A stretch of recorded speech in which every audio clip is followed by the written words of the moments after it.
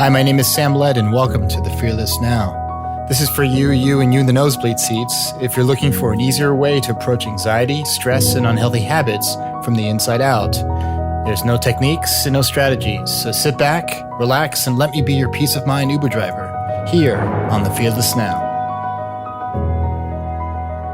Hello, everybody. My name is Sam Led, and you're listening to the Fearless Now podcast, and you guys make this podcast possible, all of you. And the way you can support this podcast is so easy. All you have to do is buy me a coffee. That's it. I want you to go to buymeacoffee.com, no spaces, /thefearlessnow. Buymeacoffee.com /thefearlessnow. And when you start to contribute, it really will pay off in the end for all the work that is put into this podcast and all the money it takes. Buymeacoffee.com /thefearlessnow. And every dollar counts. Thank you so much, everybody. Welcome to the Fearless Now podcast. My name is Sam Led. I am a transformational coach, soon to be author. I'm an author, ladies and gentlemen, and I can't believe I'm an author. Some days I'm not an author, but I'm going to confirm it. I'm an author.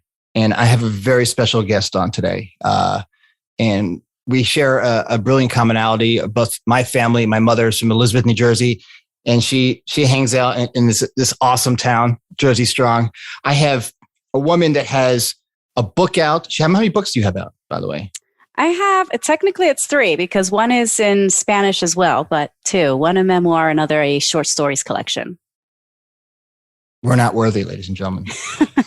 She has a podcast called True Lessons, and she's a full-time life coach, a full-time mom, full-time wife. And I just learned that she spent 48 hours in Malibu and didn't say hello. Didn't say hello. I was just down the road in Santa Barbara, but that's okay. No kill. I'm just kidding. Her name is Lillian. Is it La Autora, but just like Lillian Autora? Yeah, that's the author in Spanish, La Autora. Say that again. You know? La Autora. That's what I'm. Well, that's like Bob author. Ross speaking Spanish. It's like right.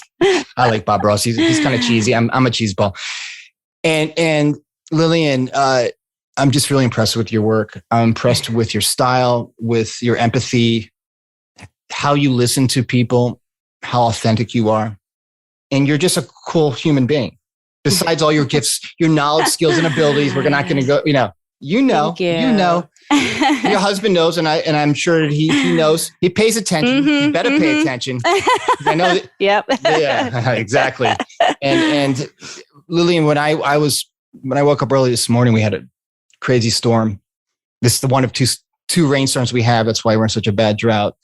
And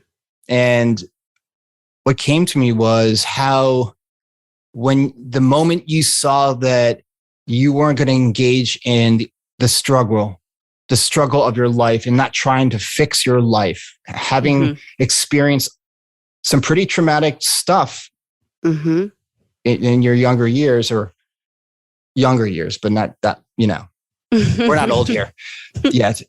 Some old soul. It's like you took the road less traveled, like my quote, the road less traveled. That's kind of you. That exemplified you. That's what I saw. And I have these, woo-woo insights once in a while. Sometimes they're pretty cheesy. Sometimes they're spot on. And I think that's what the secret sauce was. You saw it early on. It wasn't that you had to go through this pretty traumatic stuff in order to see it. You would have seen it regardless of that. You kind of got sick of the noise and you like dipped under it for a second. You're like, oh yeah, no, I'm exhausted. I'm going to trust life. And here you are. Yep. I hand you the conch. Well, yeah. It was, as you're speaking, I'm trying to recall maybe one of the pivotal moments that really struck that release. And it was, man, God bless my husband. He's really dealt with me, all shades of me, all parts of me, the unhealed version and the victim mindset version and the, oh my gosh, who is this woman version, right? And so he's been strong enough to deal with me.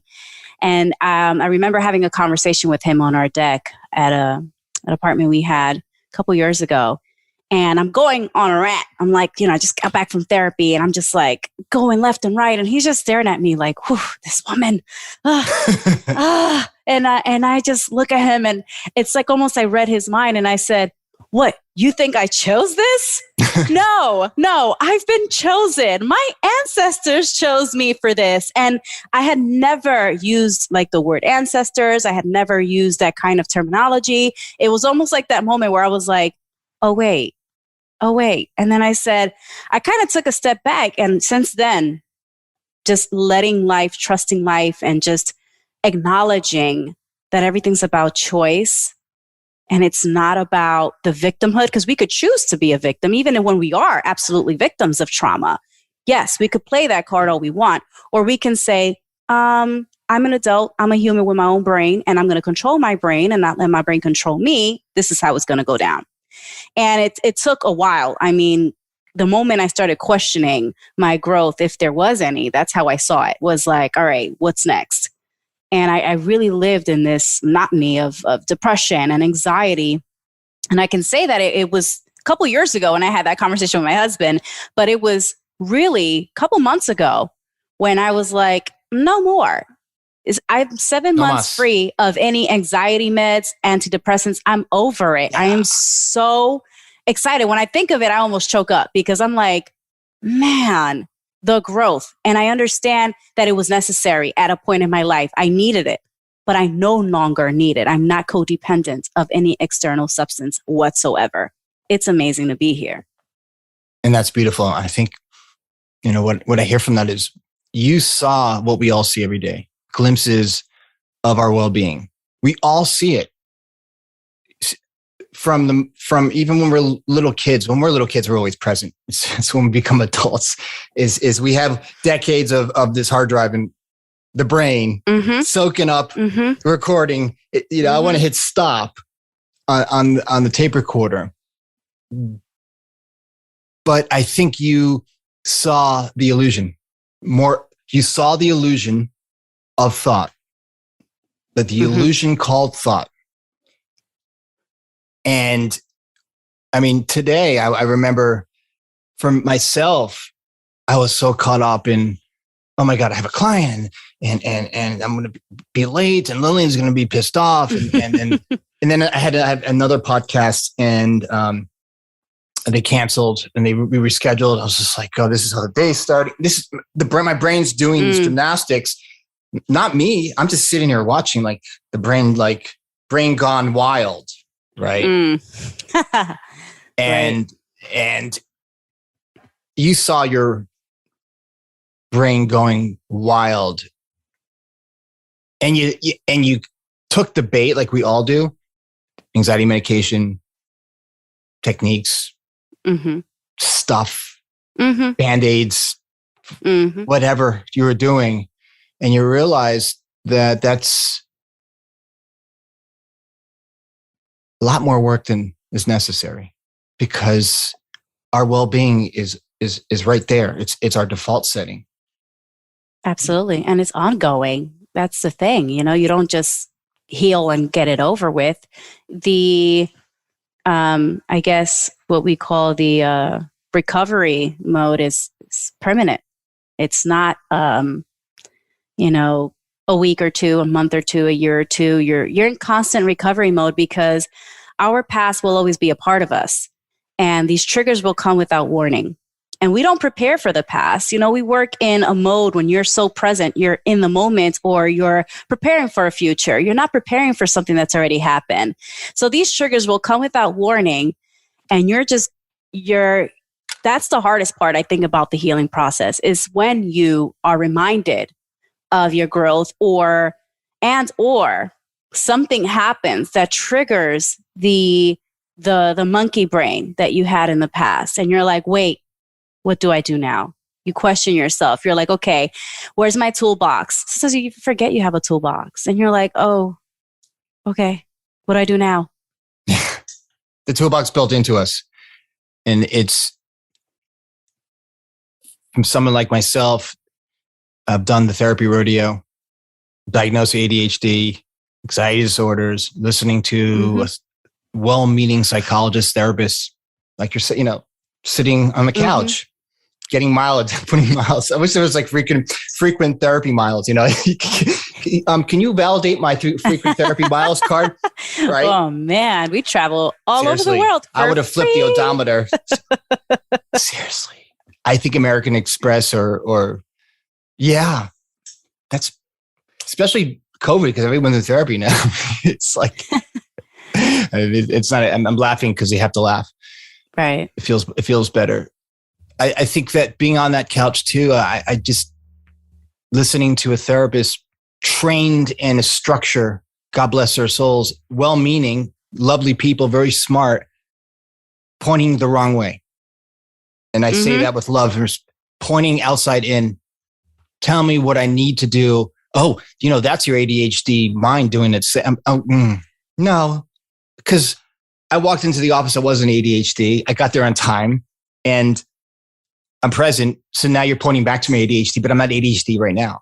And I think you saw that and you just got kind of sick of pointing to the feeling of being broken or being victimized or blah, blah, blah, blah, blah. It became blah, blah, blah. It's like, wah, wah, wah, wah, wah. Would you agree? I got sick of myself. I got so tired of myself. You got sick of the noise. Yourself oh my gosh. Is perfect, but you got sick of that noise. Yeah. Well, the noise I was making everywhere I went. Like I felt nobody likes me, or I was trying to think for other people and what they were thinking of me. And I was like, wait a minute. When I came to that realization, I'm like, wait, is it them or me? Like, it can't be that everybody else is wrong. It was like, girl, wake up. Okay. And when I came to that understanding, I realized like, hold on, I don't even like being by myself. There's a problem with me. I'm the problem. And I had to really correct that because every time I gathered with friends or family, it almost felt like I was screaming for help.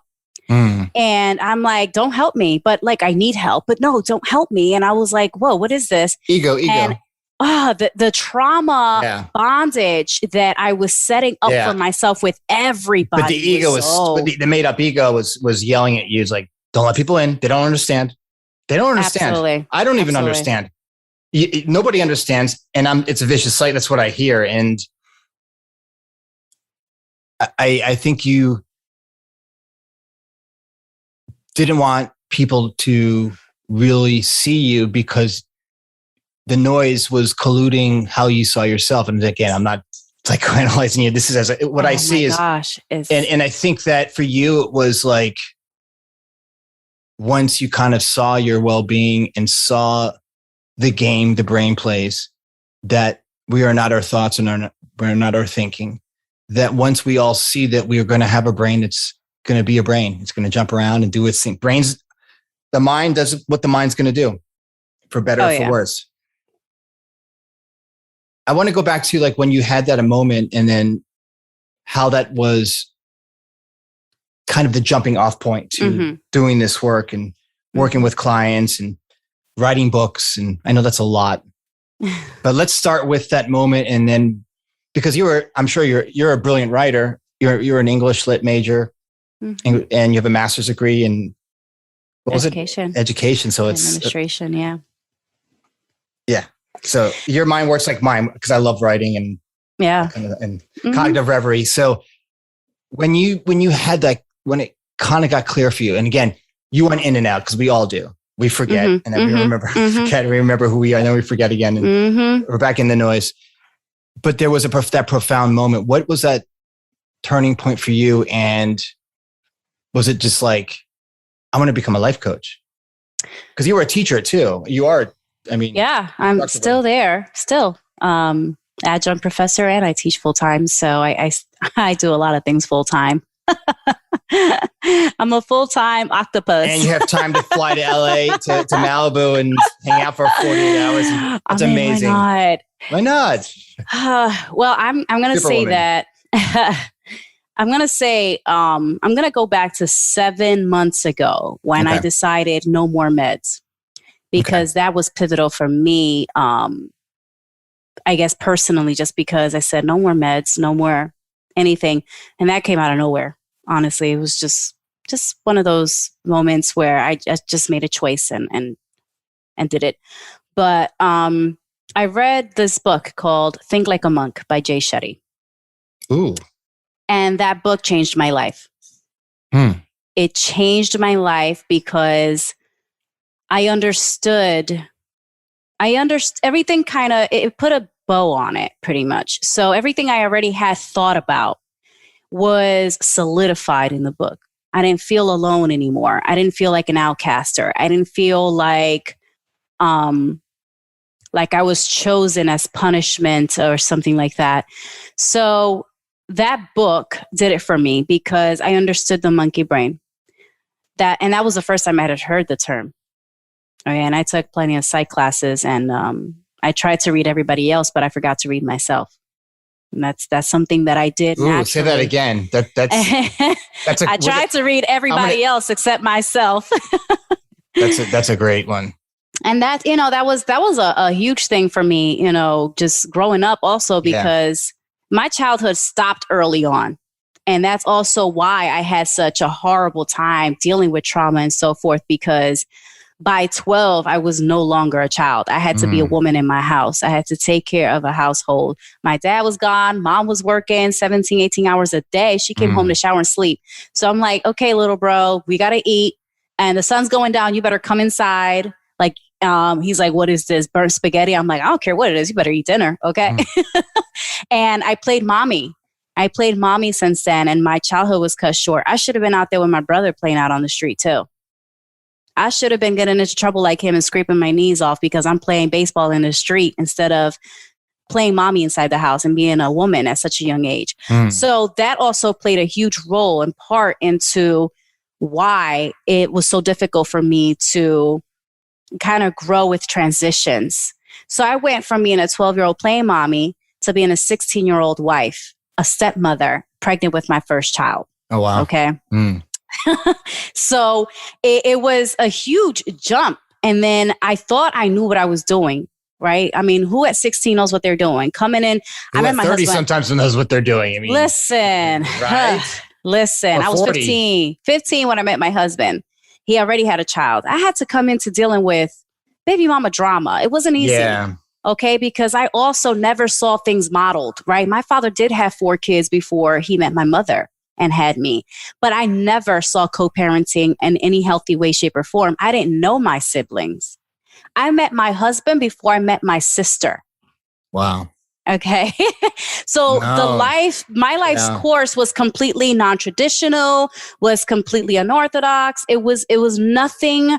There was no model that I could follow to find a sense of belongingness and on a track where I felt, okay, this is normal. This is stable. This is okay. I had to be the trailblazer in so many forms that was tricky because it wasn't just me. My husband was also the trailblazer in his family. So, Oh, interesting. It completely. Karmically, we won't go in the woo-woo, but karmically and otherwise, that's, oh, wow. Yeah. Imagine that. Imagine that. And he's 7 years older than me. So he's like closer to my age. A little bit. Yeah. But even then, because I had lived like such an adult woman, like he had, we were right there. And to this day, we never felt the age gap. Never. We've never felt the age gap. One, because he's such a young soul too. Like he really likes having fun. I think I'm the granny in our relationship. I'm like, honey, it's Friday. It's 9:00 and you want to play pool? Like, I'm going to sleep. Like, I'm sorry. But we went through so much of that. And I include my husband so much in what I discuss in my growth because I literally grew up with him. We met when I was 15. You had a parallel track, literally. Yeah. And that's so interesting. And it's such a blessing because it's a soulmate connection. It really is. Because he's seen me at my worst. He's really seen me at my worst. And he never has ever given up on me. Ever. And I swear, had the roles been reversed, I probably would have given it up on me, like on this inconsistency. They say, don't fall in love with potential, red flag. All these Right, years, I was right, like, right, right. he's a red flag. He's a red Bat flag. is bear. Right. Red flag right here. Right. Red flag right here. Play me, And- coach. It's like, Yeah. let me just try. Let me get to bat. It's like Rudy. Remember the movie Rudy? I don't. I'm sorry, I made you miss it. Okay, it's Rudy he was too small to play football at Purdue. Was it Purdue? Yeah, in the 60s. It's an old movie. It's with the kid from Goonies, Sean Austin. Oh, okay. My generation. Was it the hair? Was it the hair like kind of like mid? No. No. Sean Austin was in Goonies. I'm trying to remember. I'm about 10 years old. Yeah. Anyway, it's okay. I'm an old man. and so it's like he saw your potential, you saw his potential, and it just connected. It was divine intention. And just like you shared these growing up quick experience. I mean, you grew up quick. I mean, it was like you were born, and then a couple years later, you're basically running the household, and then you had a child young, and he had a similar path. So I do believe that there's probably a total soul connection, which is a blessing. And I think you saw the blessings, and he saw the blessing in you. Because I love these kind of marriages. It's beautiful. He saw the blessing in you, like we all have a blessing within us, and you saw the blessing in him, and he was still reminding you of like your greatness, of your well-being, of your bright pilot light, I call it, that we all have. And it wasn't that you had to like go through the struggle to see it. You saw it, but life happened. Life just happened, and you did your thing. And I think that's what you seeing it more like. A lot of us see it, but we don't pay attention to it. You paid attention to it, even though life on the outside seemed really tiring and difficult a lot of the time. I didn't want to pay attention. I didn't want to see anything. Yeah. I didn't want to, though. But you did see. But you did. But you didn't want to admit to it. But I didn't want to. Right. How can I be happy? How can I be just present and with myself and love myself when all these things are happening? But then, as I saw this morning, what kind of insight came to me was the fact that you had glimpses of it all along. But then, now I'm a mom at 16, 17, and God, I mean, I have to go to work, and but once we see it, it's an inside out job, going to work and having kids, all that other stuff. It's just part of, being on the rowboat. That's that collateral damage. Yeah. So you guys got married. You had kids early before you take me on the ride from there. Oh, man. Park. I remember we kept playing, mommy and daddy. We kept playing the game. And literally like 2 weeks before my son was born, he started a trucking business. Oh, wow. And I'm literally in high school. I'm a senior. And the crazy part is I got married before I was a senior. So the last school year, my last name changed. So they're like, Hernandez? And I'm like, that's me. They're like, that's not your name. I'm like, actually it is. And it's going to be forever because, that's my husband's name. So my report cards would come home to the parent or guardian of, and it was to me and my husband. So funny. You're like a childhood actor what do they call that when the childhood petitions for, like Drew Barrymore did, or like these very famous childhood, and they have to petition for, what do they call that when you're responsible for yourself? Anyways, that was kind of like I know what you mean. You're talking about, oh crap. It's escaping me, but I know exactly what you're talking about. You did that indirectly. It was involuntary. Literally. The word will come to both of us probably at the same time. Of course. But so my high school diploma is in my married name. Oh, that's a trip. Okay, so everything, high school diploma, my driver's license, I never had to change anything. The only thing I ever changed was my social security card from my maiden name to my married. That's it. After that, It's all game. It's Lillian Hernandez across the board. And I remember, I went on home instruction because I'm about to pop. Yeah. And I remember being at school. It's, 12:30 and we're about to leave because I'm a senior and I got all my credits in and my boobs are hurting because I need to go home and nurse my kid. I mean, talk about a crazy last high school year, woo, I got to go home and nurse. Right. But our lives really went from playing adults to being adults, but we never had the development that we needed. Like there was never transitions. It was just, harsh. Everything was just so harsh.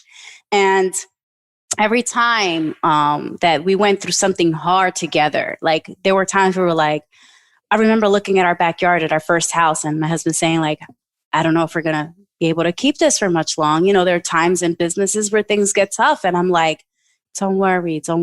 Like we got this. You're good. He's such a hardworking man. I just always trusted that he would always come through. I'm like, it's okay. We got this. And then there were times where I was like, I don't know if I could like survive this. And he's like, don't worry. Like you've always survived. You got this. So he trusted my mental energy that I didn't. And vice versa for him. Whatever energy he felt he lacked, I was like, no, you got this. So it was crazy because we were never like, okay at the same time.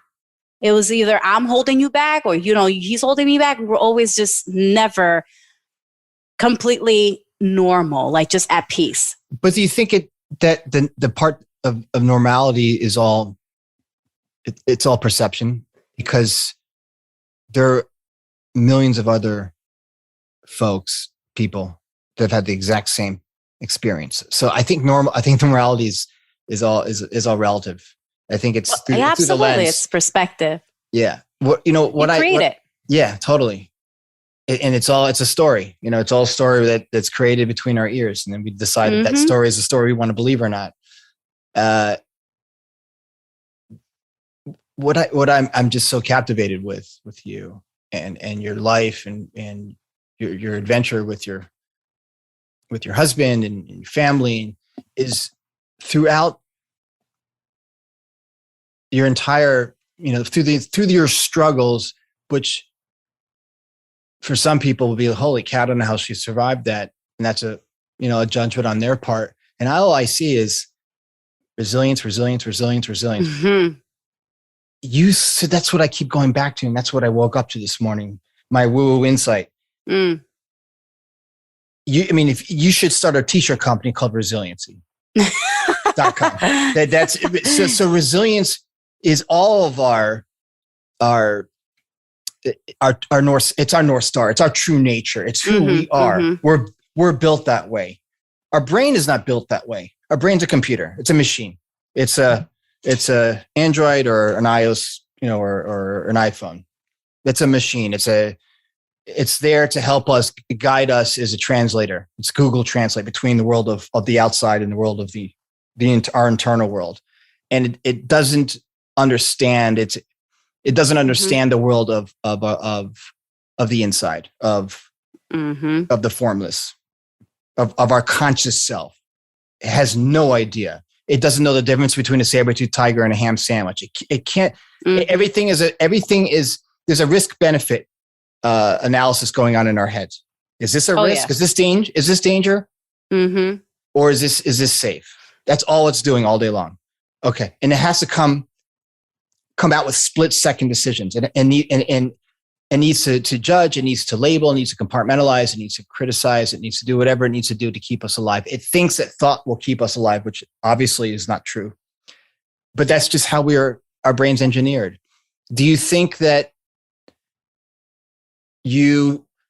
when you were kind of transitioning from high school and from quote unquote being a kid, which you weren't really a kid, you were just a kid for maybe 4 years, and then you became an adult for all intents and purposes, that you ever wanted to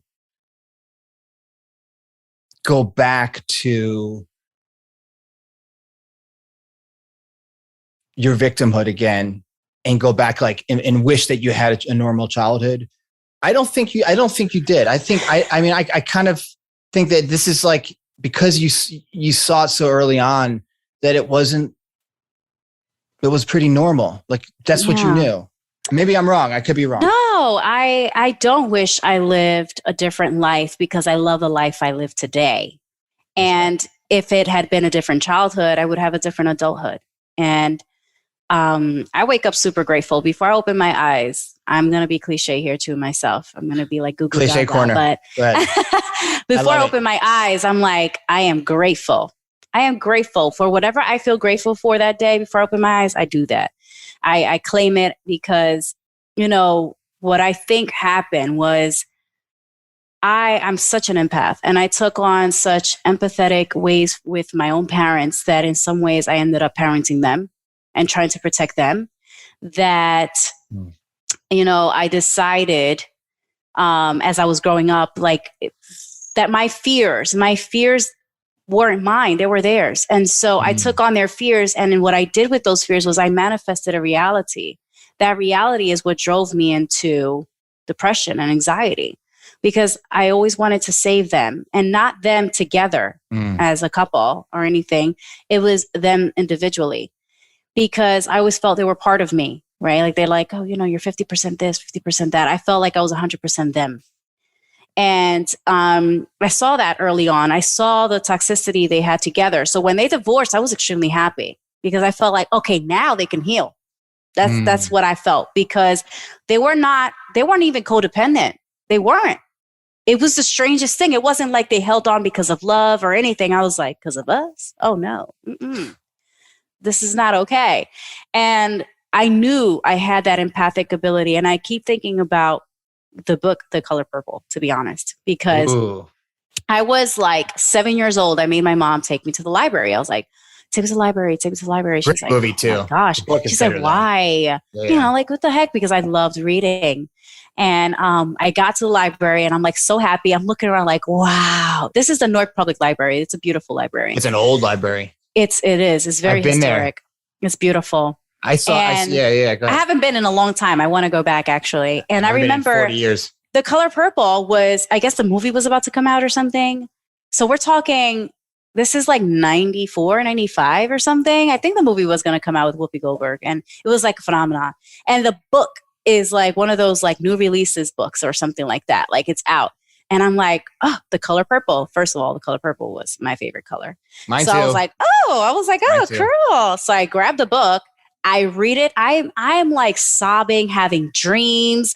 I'm like a 6 or 7 year old reading The Color Purple. Like, what? And I was like, what is this? And totally. I felt every word. I felt every experience. I felt the trauma. But I knew from a very early age that there was something different about me, and that these abilities, I negated. I denied it. It was this year, 2021, where I was like, oh crap, I am an empath. 100%. And it's a blessing. I swear. But before that, I didn't see it that way. I denied it to my core. Because being an empath is it's actually a form of presence.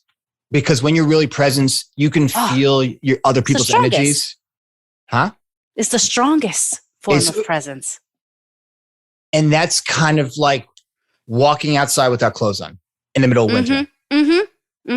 And people don't understand it, because I'm empathic too, for better or for worse. I'm a man too. Okay. I'm a 40-something-year-old man, and I'm supposed to be a man in this country. I mean, in this society, being an empath, I mean, California's fine.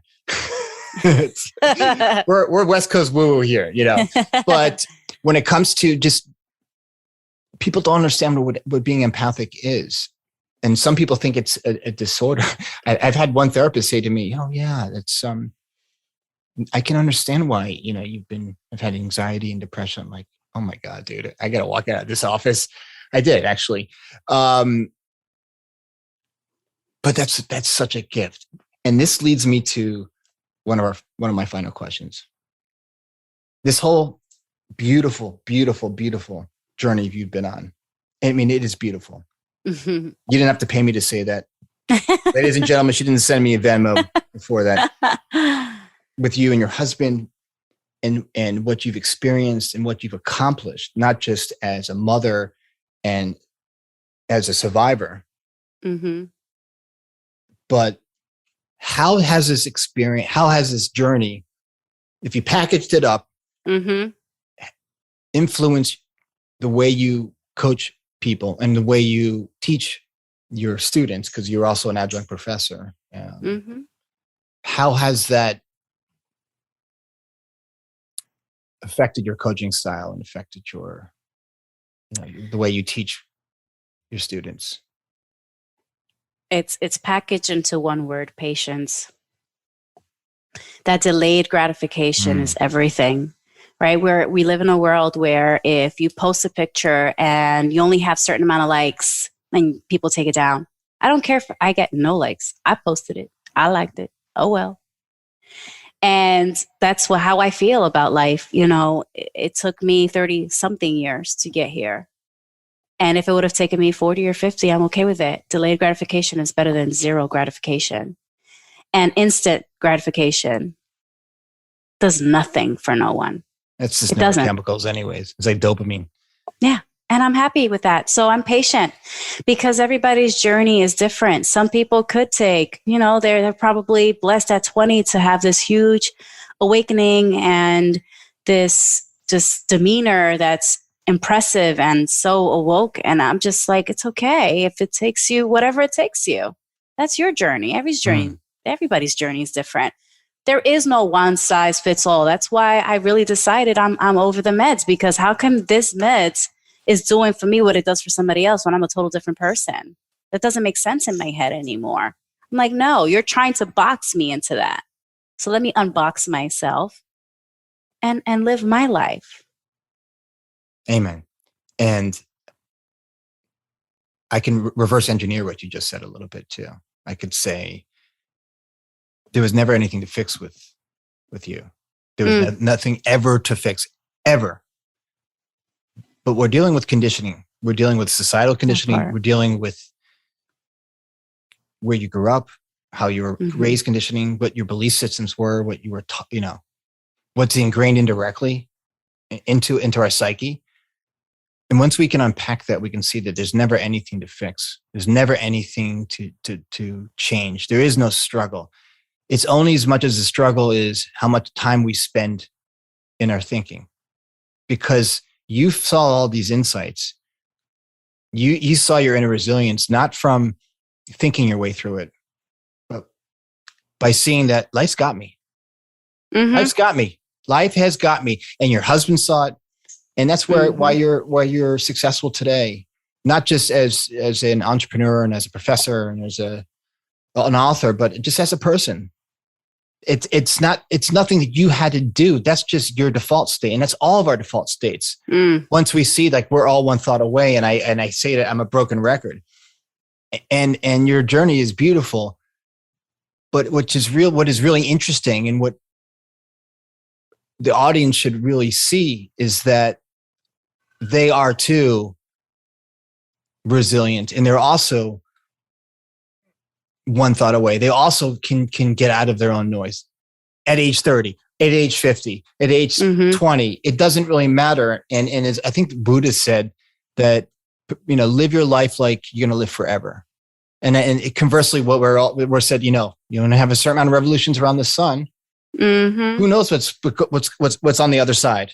Again, well, yeah. It's all conditioning and belief. And if you believe you're a loser, you're going to be a loser. If you believe you're going to be successful, you might be successful.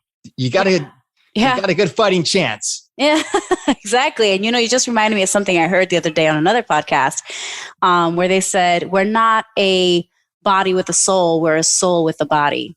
Meat jacket.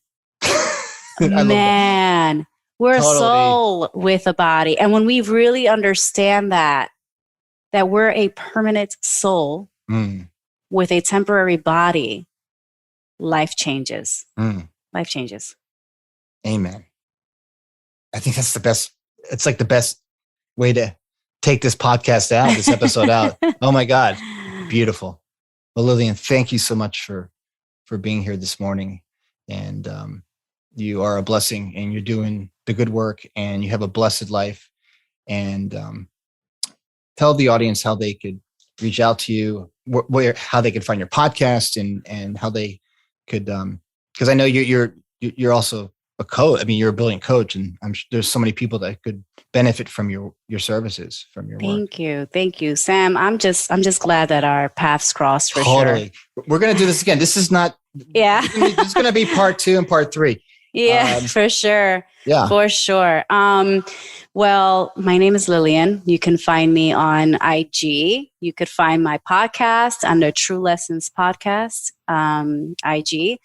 You could hear my podcast anywhere you listen to your podcasts. iHeartRadio, Spotify, Apple. My books are Experience Required. You don't know until you know. And a Lil Drama for you. And they're both available on Amazon. I'm gonna buy this. It says, wait, hold on. Experience Required. You don't know until you know. Experience. That's such a great title. Wait, there it is. And a Lil Drama for you. So yeah, because it's a little collection of stories that my own students actually. Oh, there it is. Yeah, I wrote it for them just for class to go through, literary elements, and they were like, "Holy crap, we want more!" And I ended up publishing their stories. But that's so cool. You could find me on IG also. My blog account is Lillian_la LA_autora AUTORA, which is Lillian the author. Amen. You are. Wow. Thank you, Lillian. It's been an honor to have you on, and we're going to do this again soon, for sure. Absolutely. Namaste. Namaste.